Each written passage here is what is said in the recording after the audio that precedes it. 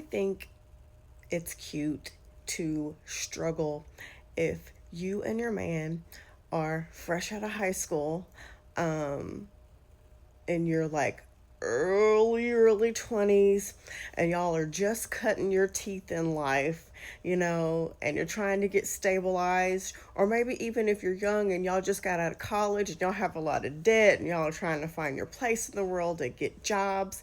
I can understand how the both of you struggling to get by um, is totally okay. I don't expect anybody under a certain age to have their finances and their life in order. That's simply unreasonable. Now, when you're over the age of 35 and he's still making poor financial decisions and he can't get his shit together, it's no longer cute.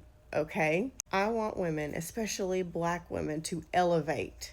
I don't know what's going to happen to this app, but I want us to elevate. All right?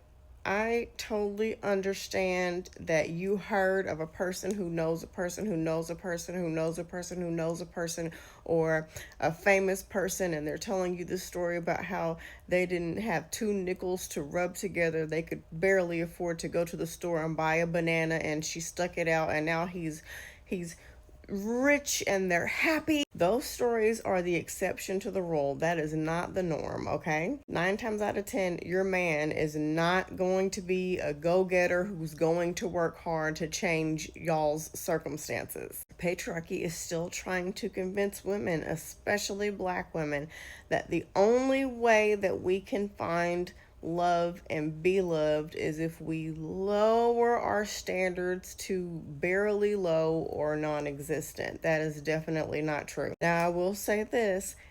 Somebody told me this years ago. If you're a woman who has standards, it just might take you longer to get into a relationship or to get married. So you have to be okay with that, because a lot of y'all are going to listen to people's stories and you're going to think that same thing is going to happen to you, right? And their story is only an exception to the rule. It is not the norm.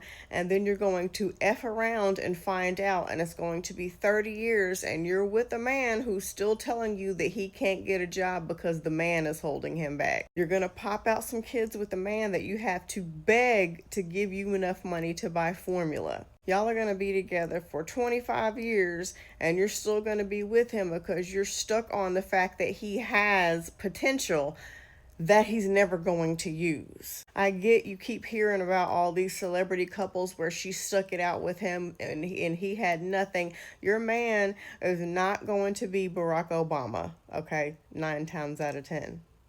All right?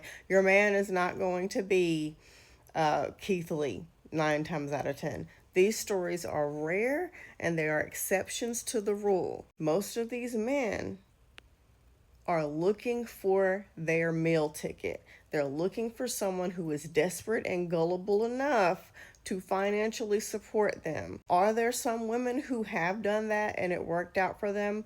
Most definitely. And I am so happy that it worked out for them. But sweetie, baby, that's not going to be your story. Okay? I want you to leave that shit alone. Leave it alone. The number one and number two problem that women have that get us in these bad relationships is, one, it's the fact that we are impatient, and two, it's the fact that we are desperate. When you stop being impatient, you don't care how old you are not going to settle for the first guy that comes to you, okay?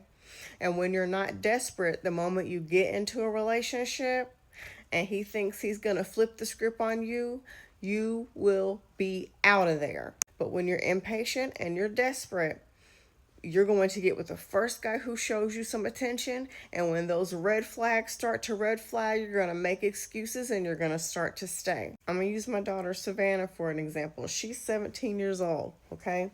I do not expect her to get a boyfriend who can afford to take her to an expensive steakhouse every week. That's unreasonable. The child is 17. She don't have a boyfriend, but if her and her boyfriend can't afford to go out to eat, I totally understand that. They're kids. But when my daughter is 35 and that same situation plays out, I'm going to be like, girl, we need to talk. Same thing with my son. My son is 19. I do not expect a 19-year-old kid to be able to afford to take his girlfriend on a shopping spree. I don't expect that. But once my son hits a certain age, 30, 35, I'm going to be looking at the kid like, all right, you and I need to have a talk. Like, what is happening? But don't let somebody else's story trick you into thinking you can go out there and play in these streets, because you will most likely get made a fool of. Okay? All right.